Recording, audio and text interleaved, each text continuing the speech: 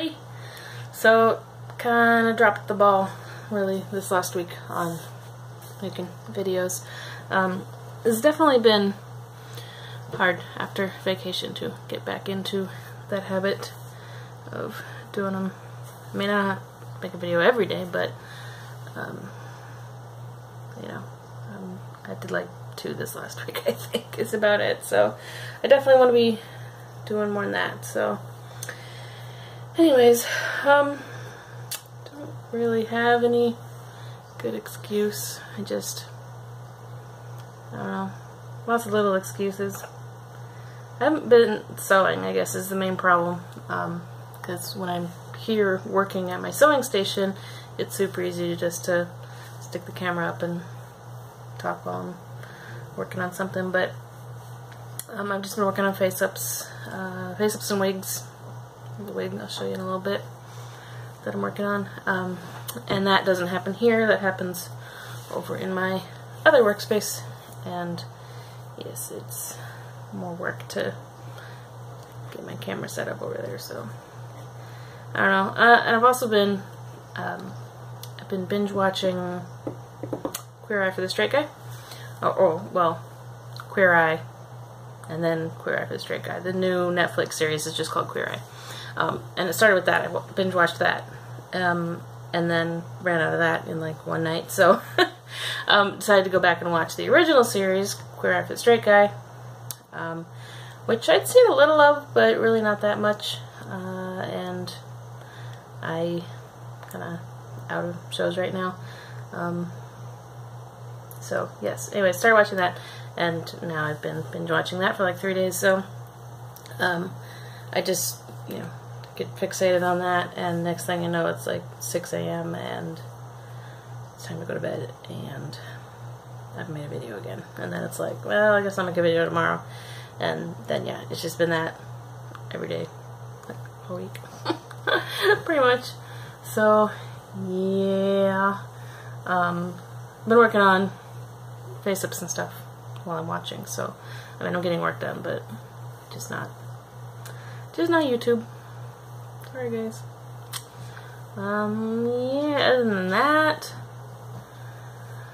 got a little bit of a funk going on. I think it's kind of a last of the winter blues or whatever. I really want it to be spring.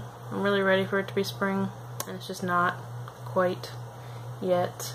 In the last couple of weeks, we've actually gotten snow several times, which is really rare for Salem. It hasn't stuck around or anything, but just the fact that it snowed at all is pretty rare for Salem. So usually it'll snow, you know, maybe 2 or 3 times a year, and it snowed like 2 or 3 times in the last week or 2. So it's just been, I don't know, it's March now. I'm ready for it to be spring. I really want to do some spring cleaning.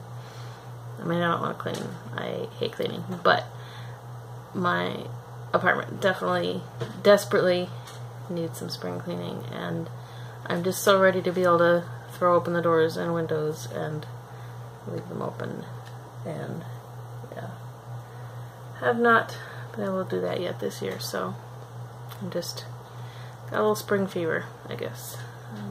So I've got fever for spring, and it's not coming, so it's kind of got me in a bit of a funk, and I just don't want to do anything because it's cold and rainy and snowy, and it shouldn't be. I'm just staying light much later, which is nice. I'm waking up in the late afternoon when I wake up, and it's the sun's still out, so I get to see the sun a little bit now, which is nice. So anyway, so all of that is why I've not been making videos, I guess. Yes, I really need to get back to sewing so I can get back here at my table, but my table is buried. I would turn the camera around and show you, but I mean, it's just like buried. So yeah, it's just a mess. Just another piece of cleaning I need to do. It's hard to be productive when everything's a mess, but it's hard to get motivated to make it not a mess. So yeah. I don't know, did anybody watch the last couple of videos I made? Or, you know, actually watch more than a minute of it. Trying to get my doll set back up over there, and I got about 5 minutes further than the last video. I kept talking and finished dressing my doll for like 5 minutes longer. Went through a whole bin full of shoes and talked about all my shoes, and then I realized that the camera had stopped at some point, so yeah. But then once I got done with that, and that's kind of just where I stopped. All the stuff is still, all the doll clothes are still piled up there on the buffet, and I now have one dressed doll, the one I dressed in the video, and all of the rest are still standing there undone, so I'm not done. Yeah, I'm just not getting anywhere. I need to get motivated again. I was doing so well, so I don't know, maybe I'm just in a downswing again mentally. So yeah, we'll see. I need to pick myself back up and get to work. So yes, the work I've been doing, I've got a couple of face-ups I did this week. Here's one I just finished mods on. Of course, you have no idea what she looked like before, so, you know, I don't know how much good it is doing a show her, but she had a very kind of round, just a very round face, not a very defined cheek, not a very defined jawbone at all, or jawline, and cheekbones were not at all defined, and the owner of this doll wanted her to look like a particular actress, which, I mean, she's not gonna look super like her because the sculpt is really not much like her, but I did do some mods to get her going in that right direction at least, and so she got her chin squared off on the bottom and defined on the sides here, so the chin actually, you know, comes down, which again, you don't know what it looked like before, but I think you can see the shape of the chin now anyways, and there was no shape there at all before. It was just kind of,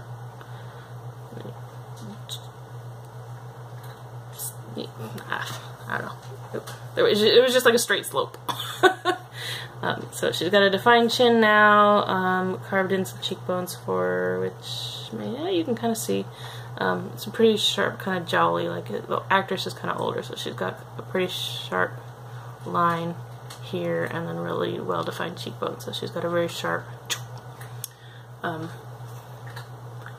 so yeah, carved in there, and can't really trying to pinch the line so you can see what I did.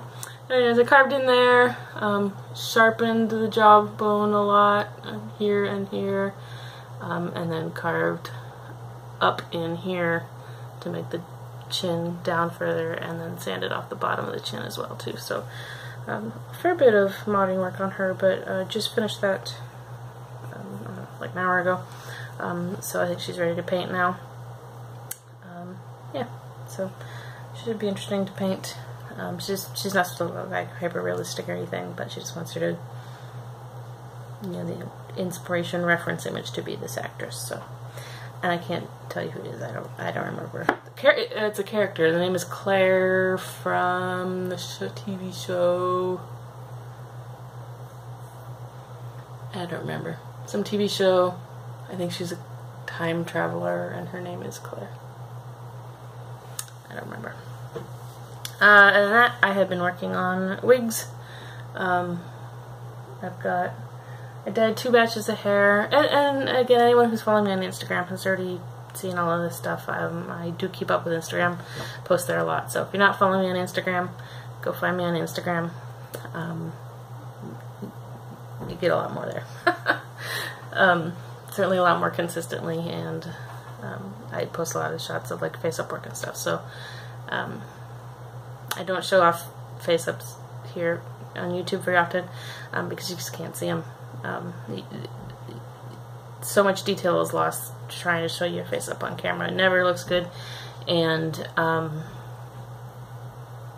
cat is clawing at the door. I hope you can't hear that. It's very annoying. And might wake up my husband. I'm not sure which cat it is to shout at it. Oh, what was I saying? Oh, I don't show face-ups on YouTube really because, yeah, you can't really see it, and then when I try to hold it up to the camera never refocuses, so, I mean, you just can't see anything, and even if it would focus, you still don't see so much of the detail, so, yeah, so you don't see face-ups, you should go to Instagram, because lots of face-ups there. And other stuff, lots of other stuff, whatever it is I'm working on, I post that, and then, it's not just a doll account, it's just my account, and I post lots-ish of life stuff too, so, yes, but anyways, so, wigs, I've been working on dyed 2 batches of fiber. This one right here is mohair, which as you can see is a very bright red. So that one turned out well. I did have to do a couple of, had to dye each fiber twice to get the color right. But after that whole debacle last time dyeing, I was very careful and precise and made sure to test a bunch of times to make sure everything was right, and tried to measure out and use all the right amounts and be all precise and stuff, which I'm usually not very good with. And yes, and I tend to be very it's not any patience, so it's like I start doing it, I just like want to do it immediately instead of letting it sit and simmer for half an hour or whatever beforehand and whatnot. So I was very careful to do all of that stuff this time, because I'm like, I'm not having a repeat of that whole crocking debacle. The crocking debacle, yes. So anyways, I didn't, it went well, but because I was being like extra cautious, the color wasn't, as strong as I wanted the first time, so I had to do second round on this guy. And then the other fiber I should have grabbed. The other fiber I did is a soy silk, and I've never tried to dye soy before, but I just checked online and it said you use acid dyes, which is what I already use for mohair and wool and stuff. So that's perfect. And I needed brown, which, if you followed the crocking debacle, is the color that I had on order and was too impatient to wait for. But yeah, that's in now, so I went ahead and used that color. But then the problem there was it turned out very, it was brown, but it was almost kind of a greenish brown. So that wasn't great. So then I did a second dye bath on it in a red. I think I used actually this same kind of red-orange color to balance, to cancel out the greens. So now I've got a really nice, rich, lovely brown, and I'm working on that because it's kind of a mess now. I put like the whole roving in, but then it comes out, and I really should have grabbed it. Sorry, I'll try to remember tomorrow. Hopefully I'll make a video tomorrow, and I can show you the fiber. Anyways, it comes out kind of a matted mess. Not matted really. It's not like it hasn't like it hasn't like dreaded up or anything. Hasn't felted or anything, but it's just, it looks terrible. It was a bit worrying when I pulled it out, but fortunately when I was looking up how to go about dyeing the soy, somebody did discuss that it would kind of do that. So so yeah, I've been working on processing that now, because now that I've got this big matted mess And well, I mean, like I said, I put the whole roving in, so I hadn't separated the fibers down to their actual length yet. Anyway, so now I'm pulling apart all the dyed bits and getting them down to where I've actually got like locks to work with. You know, so and that is for a really interesting commission for a it's a patch wig. So I'm going to have to. Of course, I have glued my Patch's hair to her head, since it's just a half wig. I glued it right to her head, which I kind of do that a lot. I like to glue wigs to head caps. I mean, not like you know, nothing sewn, but any kind of a hard cap wig. I like to glue it right to the head cap, and then it never shifts around, and you can still pull it off and everything. You can still open the head up just fine. It just, you know, you pull the wig and the head cap comes with it. But that doesn't work so well to make another wig over. So I'm going to have to pry her wig off to make this wig for the customer on. But that is the next project after I finish this head. Or I'm kind of working both at the same time, but I'm going to try to focus on the face first before I actually start constructing the other wig. I'll work on the fiber while I'm working on this, but anyways. So, oh yeah, so it's a super interesting style. It's like a 1940s,